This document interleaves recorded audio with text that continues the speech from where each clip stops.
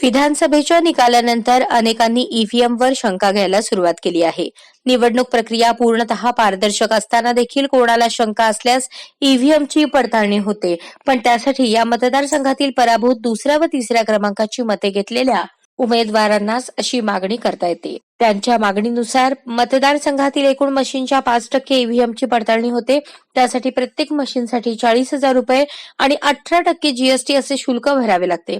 विधानसभा निवडणुकीसाठी लोकसभा निवडणुकीत वापरलेल्या ईव्हीएम वापरल्या आहेत.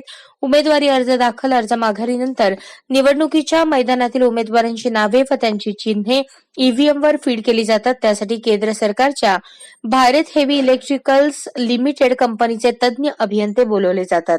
प्रत्येक उमेदवार किंवा त्यांच्या प्रतिनिधींसमोर हे काम चालते. तरी देखील विधानसभेच्या निकालानंतर अनेकांनी ईव्हीएमवर प्रश्न उपस्थित केला आहे.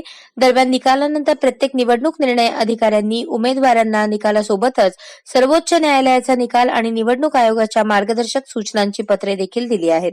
त्यात ईव्हीएम पडताळणीच्या मागणीचा अधिकार कोणाला आहे, त्यासाठी किती दिवसांची मुदत आहे, अशी संपूर्ण माहिती देण्यात आली आहे. विधानसभा मतदारसंघातील पराभूत दुसऱ्या आणि तिसऱ्या क्रमांकाची मते घेतलेल्या उमेदवारांना निकालानंतर ईव्हीएमच्या पडताळणीसाठी 7 दिवसांची मुदत दिली जाते. सोलापूर जिल्ह्यातून अद्याप एकाही उमेदवाराने अधिकृतपणे ईव्हीएम पडताळणीची मागणी अधिकाऱ्यांकडे केलेली नाही. त्यासाठी आता 30 नोव्हेंबर पर्यंत मुदत आहे. मुदतीनंतर अशी मागणी केल्यास त्याचा विचार केला जात नाही, असे वरिष्ठ अधिकाऱ्यांनी स्पष्ट केले.